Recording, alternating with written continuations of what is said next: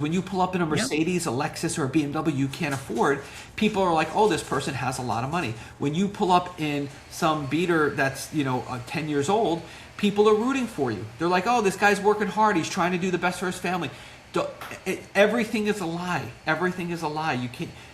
Don't finance a car. That's the number one. That causes so much suffering. What do farming and real estate have in common? They both require patience, grit, and a tolerance for things that don't go as planned. Neither one cares about your feelings. I'm Jen Way. This is Cows and Contracts. Tom, thank you so much. I've got so much here already that I know is going to be so valuable. I usually start the episode by telling people to please introduce themselves and tell us, just a little bit about who is Tom? What makes Tom click? Why should people pay attention when you're talking? And I'm going to just quick asterisk here, guys. If you're in my universe and you don't already know the name Tom Krol, then you're not paying close enough attention. All right? That's just how this one works. I am very blessed to be a member of Coaching Inc. I've been in there for quite some time and finally did one of the spirals. Finally started a podcast. And so Tom's here to talk to us about a few things. Tom, please introduce yourself to the very few people who don't actually already know who you are. Sure.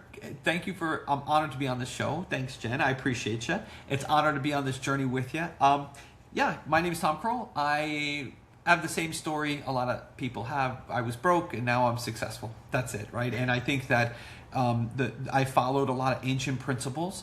I was very blessed to have the right mentors who poured into me, who actually had real results. And I think that I follow a lot of rules in business. I know you know a lot of them. I think that rule number 5, it was paramount in my coming up into entrepreneurship, and that was only take feedback from 5 people. Yeah, and that is the people who love you, the people who pay, the people who love you, very small group. So if you're an entrepreneur and you think there's going to be like fire trucks shooting water over your funeral while as the procession goes by, it's not going to happen. No. So it's the people who love you, the people who pay you, the people you pay, the people who regulate your industry, and the people who are already where you want to be. And when I was very, very, very lucky, because there's a lot of people out there who are not in that group, and you have to be careful. And I was lucky to have those people pouring into me when I finally, after 7 years of being totally broke and getting fired from 5 jobs and going through a bankruptcy and everything that I had to go through, I had those 5 people who I finally said, okay, let's change this stuff and let's go in a different direction. And I never looked back since. I love it. I love the game of entrepreneurship. If I could do it, anybody could do it. I had an untimed SAT and I didn't break 1,000. So I know it's a game of just following the ancient principles, not the principles that sound really good, not the ones that are logical, the ones that are uncomfortable, but they work. They work all the time. And I think that when you do that and you go through a season of hustle and grit and hard work and determination, which everybody has to do, there's no shortcuts, you have to do that. You don't have to stay in that season, but you have to go through it. Rachel Ray is a great example, right? She started off no culinary school, but she turned on the lights and shut off the lights at the deli that she worked at when she was a kid. And then she went on to have her own show, and it was backed by Oprah Winfrey. So I think that you go through that season of hustle, and then you come out on the other side with a thick rhino skin, which I love.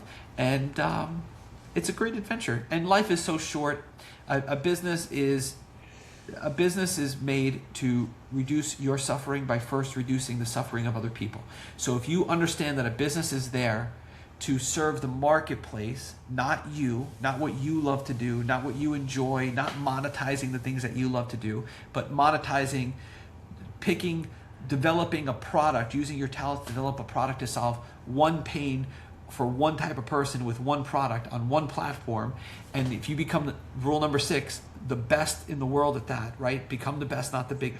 Strive to be the best, not the biggest.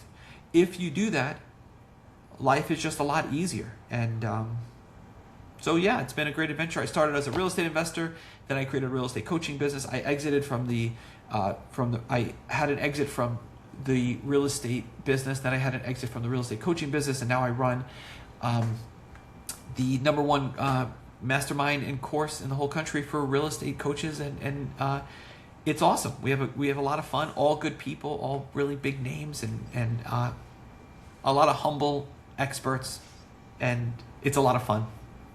That's it. That's me. It absolutely is. And one of the biggest lessons I've learned from you is exactly what you just talked about. Mentorship. Yeah. And not thinking that you know it all, and willing to accept that you're going to fail, and being surrounded by everybody in Coaching Inc.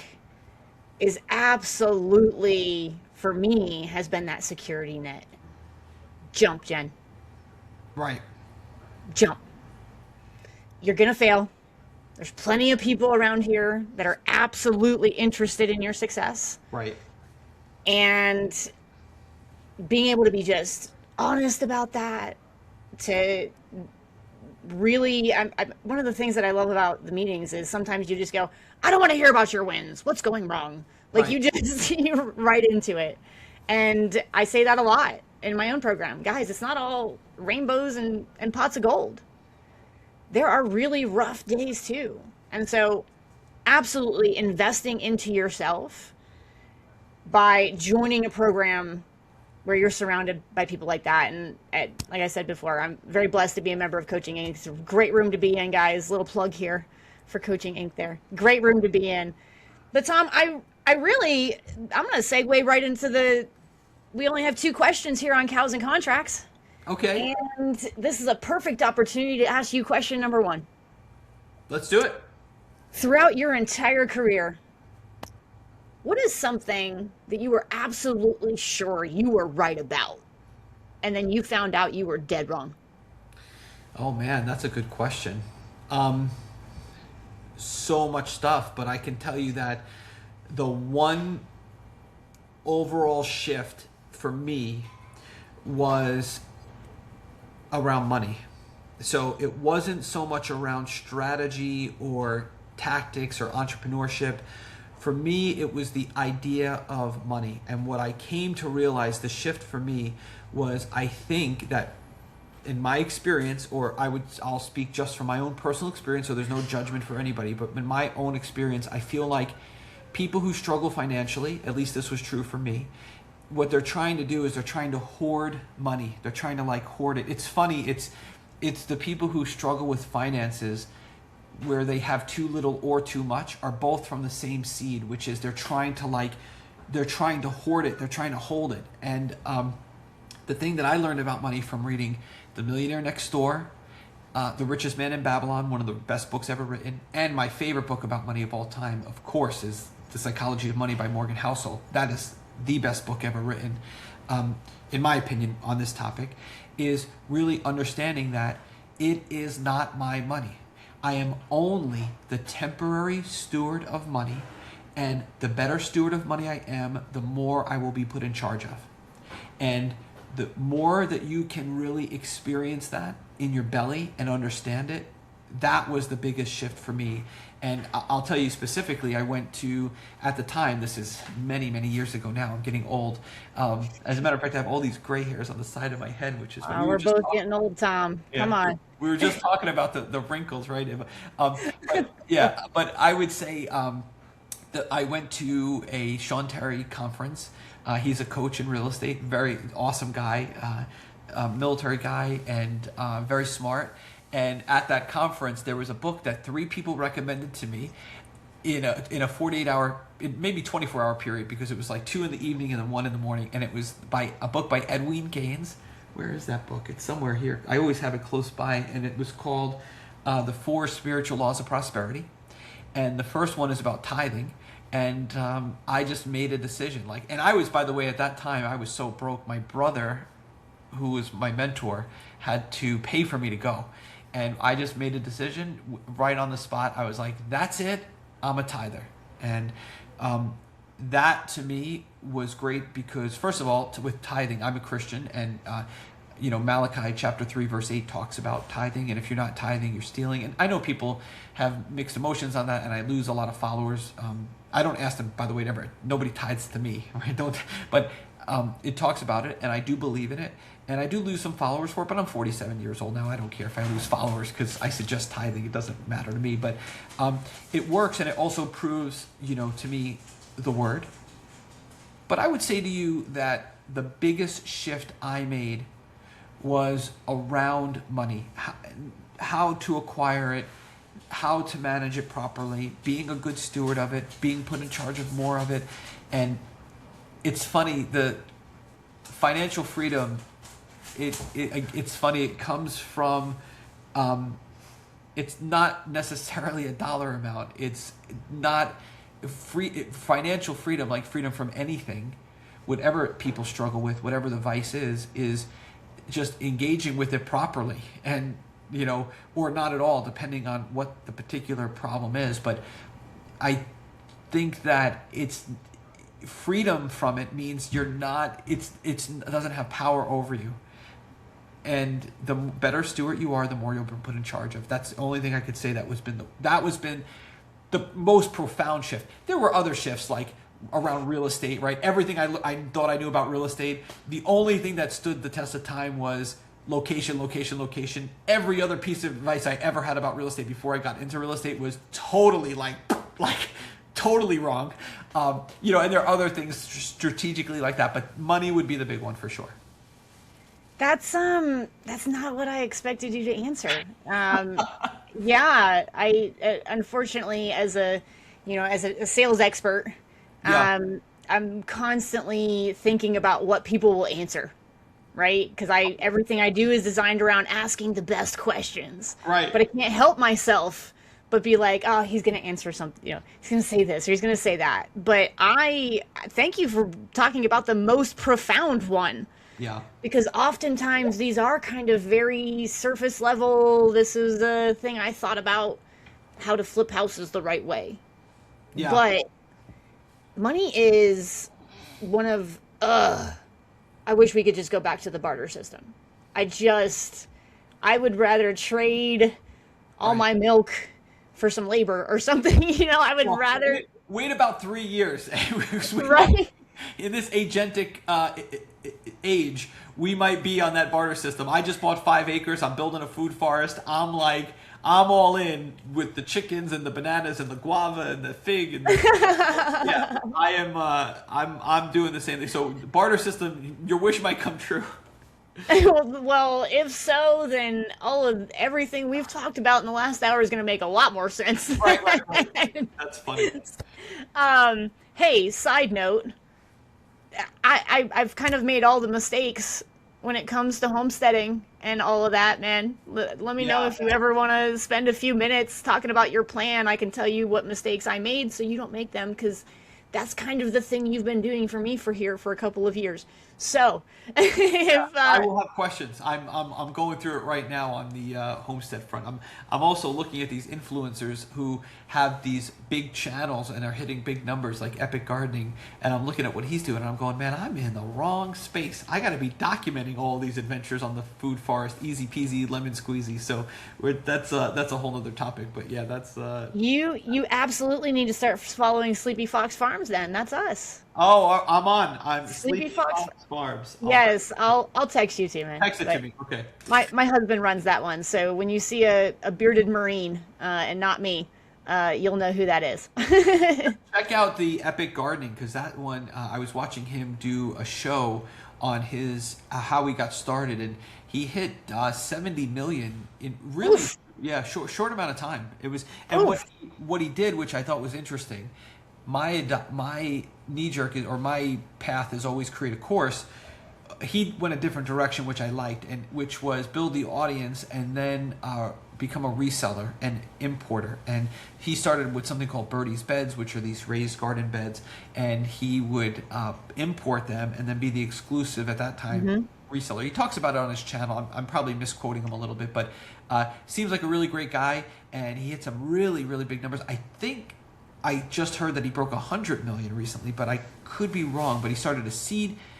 I noticed the people who do coaching for that stuff, they don't seem to be doing as well as the people who are selling product. Yes. Yeah.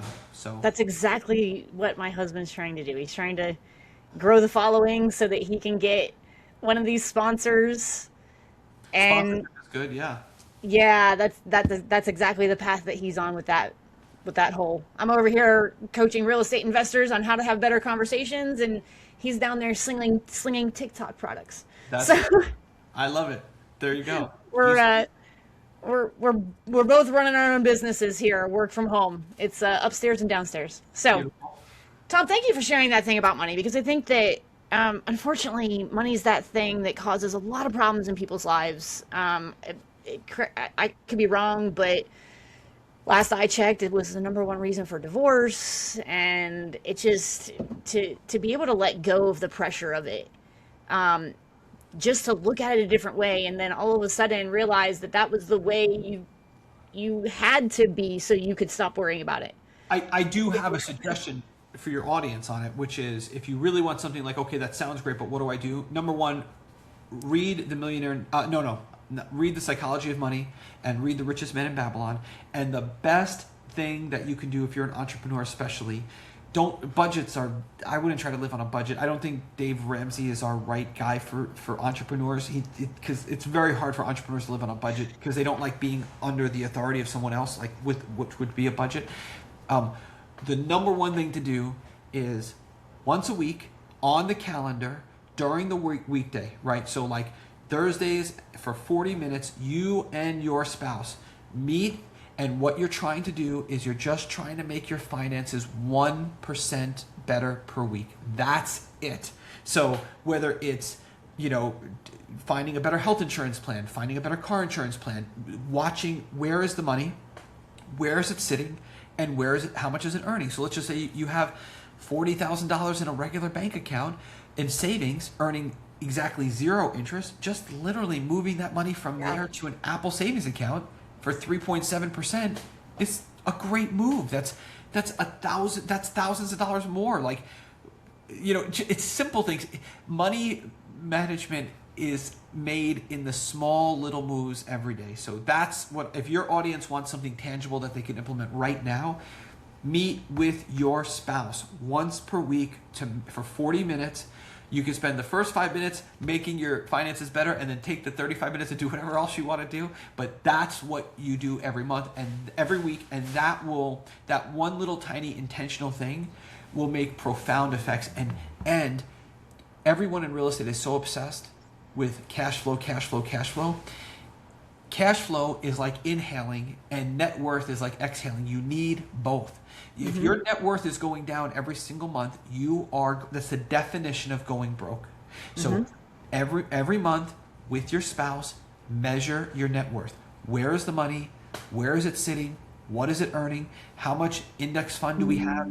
Cash, all of it.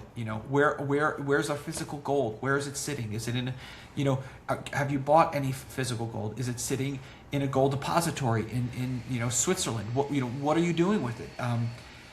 But those little tiny things of measuring your net worth once a month and meeting with your spouse once a week for 40 minutes to discuss this stuff, and just having the aim of 1% better, canceling silly nothing subscriptions on your iPhone, or you both have a Netflix account that you could be sharing, or returning my favorite, returning a financed car.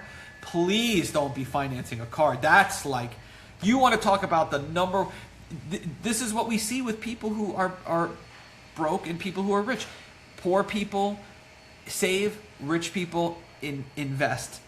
Poor people buy and sell, rich people buy and hold, or buy and trade up. Poor people have compound interest working against them with credit cards and debt. Rich people have compound interest working for them with index funds like the S&P 500 or VTI, my favorite. Just do what the people do who are getting the results that you want to get.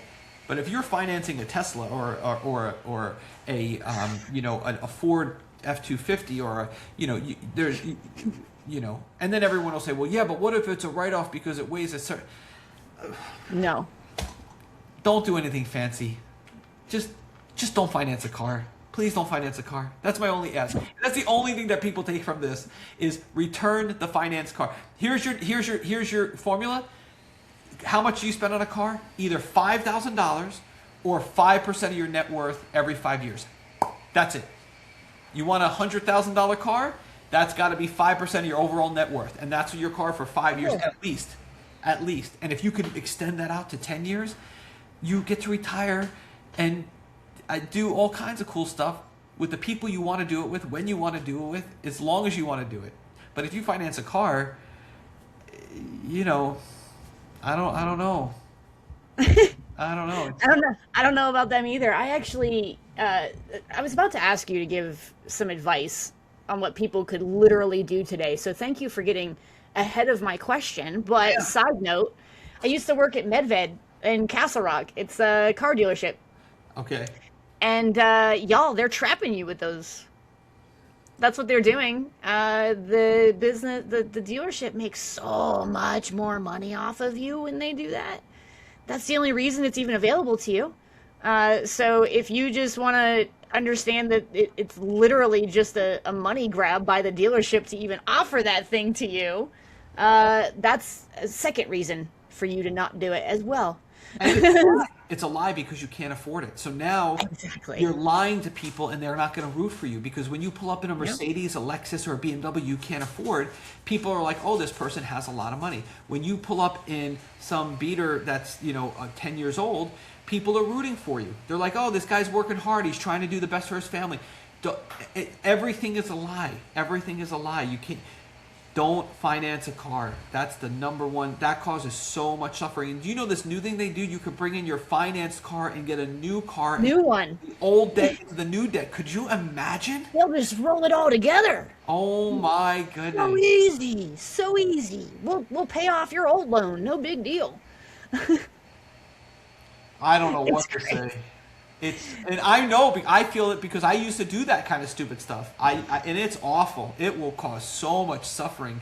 I got myself a fully paid off, actually traded it for a dump truck that was left on the property when we had bought it, and we just didn't need that dump truck, so we traded it for a 2006 manual Jeep Wrangler. Not only is it theft proof, it also is getting me great gas mileage right now. I love it. So my mentors are worth, some of them are worth hundreds of millions. That's not an exaggeration. And I'm telling you, their cars are not you don't want to, you guys, you don't want to bring attention to yourself.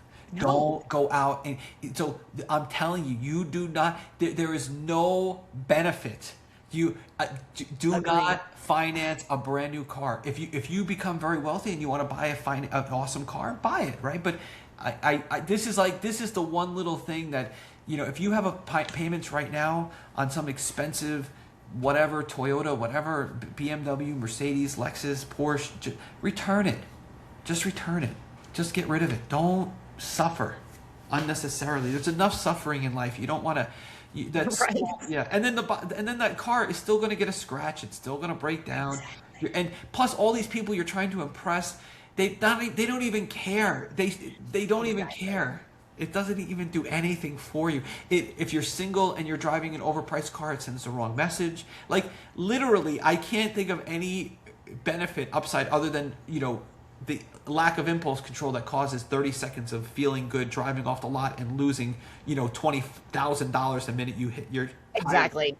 My goodness. Yeah, that's always blown my mind. I was a part of that problem for a while, so I apologize to the universe for being a part of that problem for a minute, but I was good at sales, so yeah, couldn't resist an offer of high commission to sell some Fords. I saw a financial guru talking to an audience that was not, they were struggling based on the questions, and she was saying that, well, once you get your credit fixed, now you can get a really good rate on a financing a car, and I'm like, ugh, what? Ugh, no, thank you.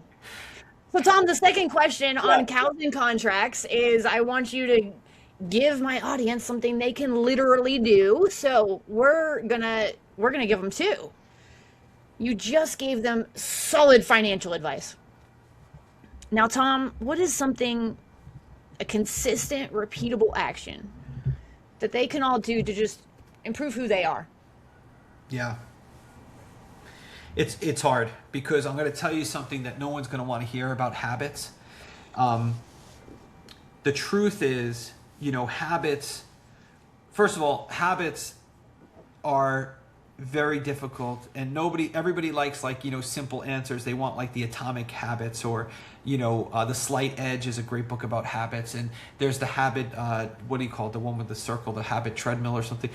The reality about habits that nobody wants to talk about is, first of all, you have to define what a habit is, right? And a habit is something that you are known for, right? Like, my kids know if they wake up in a hotel room early in the morning and dad's gone, it's because he went out for a walk. Because I walk every day. I can't help it. I just have to walk, especially in the morning. I've got to I got to walk and clear my head.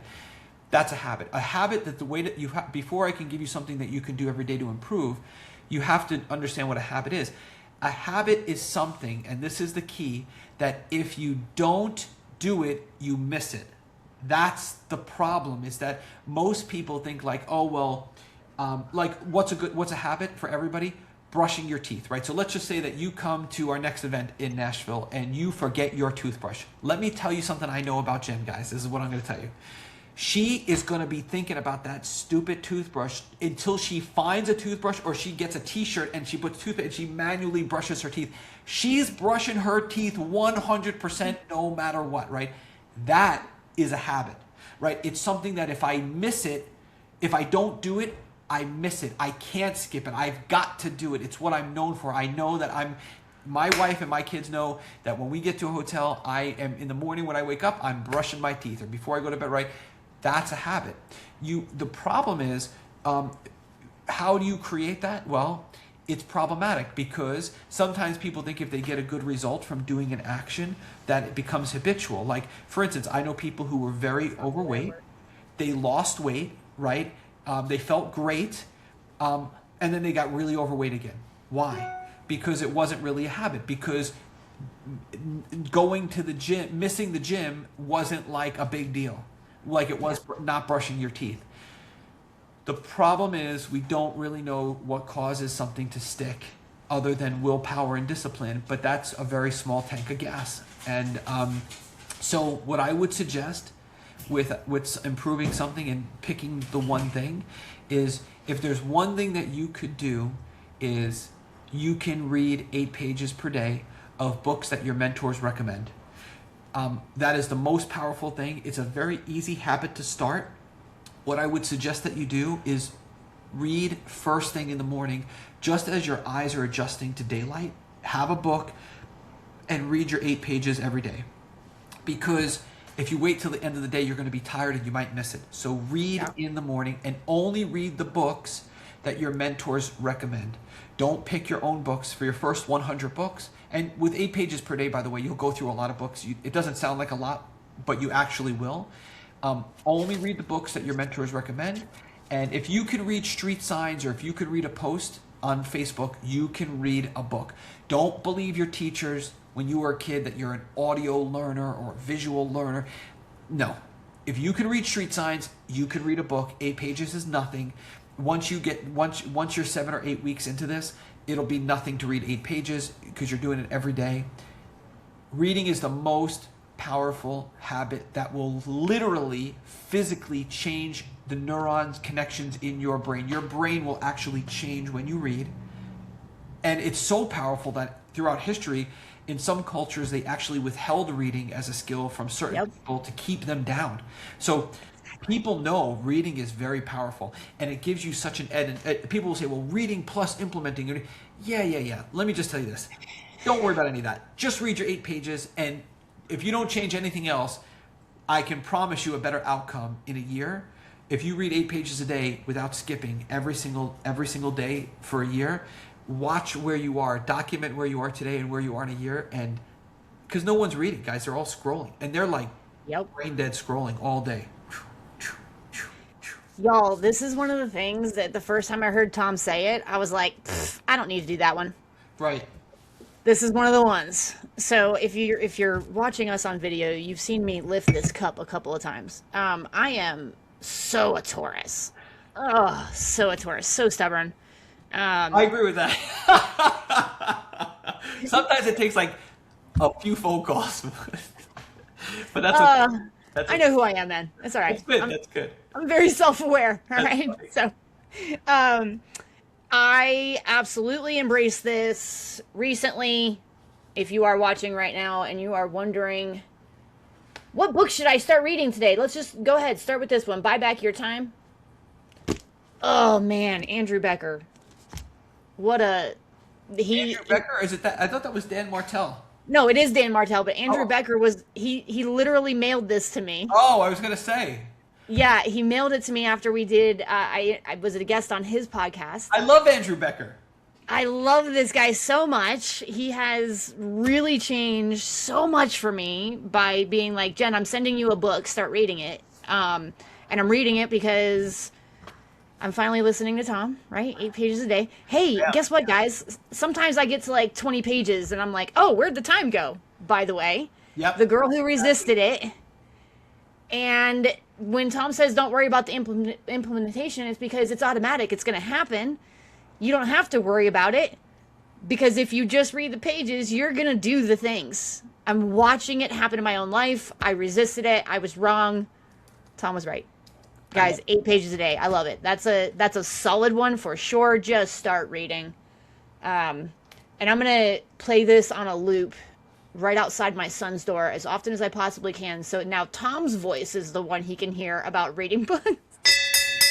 It makes a big difference. And another good one, if you're a slow reader, a great book to start with is Rhinoceros Success by Scott Alexander. It is the best book ever written for business, and it is so easy to read. Yeah, there you go. With my Victory with bell. my bell from Tom, that is the exact book that it actually sits with right here in the background. I mean, I had to, Tom, you're the bell guy, but when I found this, I had to. We're dairy farmers. Bro. I got my that's cowbell. awesome. Yeah, I love that. You can call me bro. It's all right, man. I'm used to it. No, I'm with you 100%. And I just sent Andrew Becker a note. I said, buy back your time for Jen. You're the best. Bam. There you go. He is the best, man. So, Tom, thank you so much for giving me so much of your time here today. Guys, I know this isn't relevant, but it is a Friday. This is a fantastic way to roll into the weekend. A great interview here with you, Tom. Or, I don't know. Is that the right word? Interview? I don't know. I feel like we're just two friends hanging out. Absolutely. That's way too formal for interview.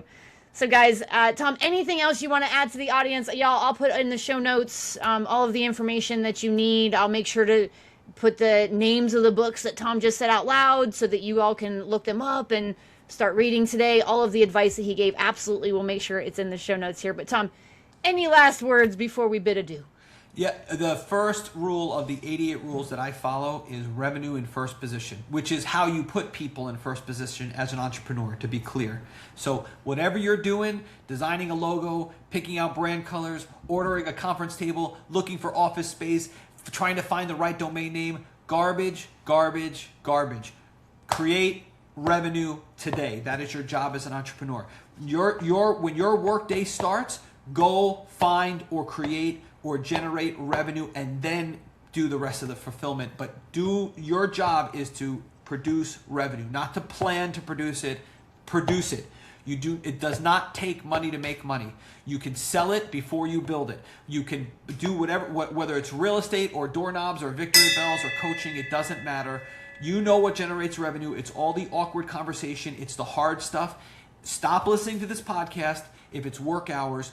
Get out of your house.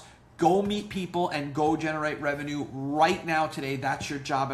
If you have not produced revenue today and you're under 100,000 per month, your number one priority as an entrepreneur is to bring other people value in exchange for revenue. That's how you put people first.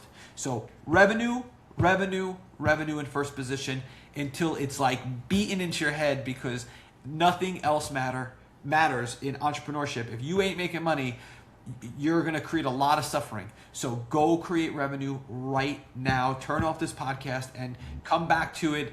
If you're playing this at the beginning of the podcast, turn off the podcast.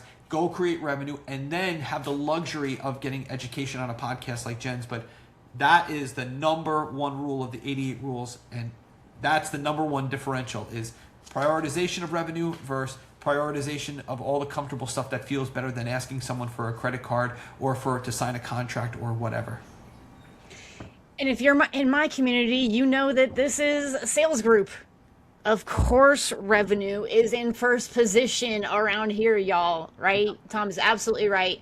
And if you guys are sitting there listening to this and you're waiting to feel ready, newsflash. Ready is not a feeling. It is a decision. Act today, massive perfect action, massive imperfect, sorry, said that one wrong. Massive imperfect action, guys. Go get it. Tom, thank you again so much for joining us here. Until next time. Enjoy the day. I'm Jen Way. I was going to study dolphins. Turns out real estate and cows are more profitable. See you next week.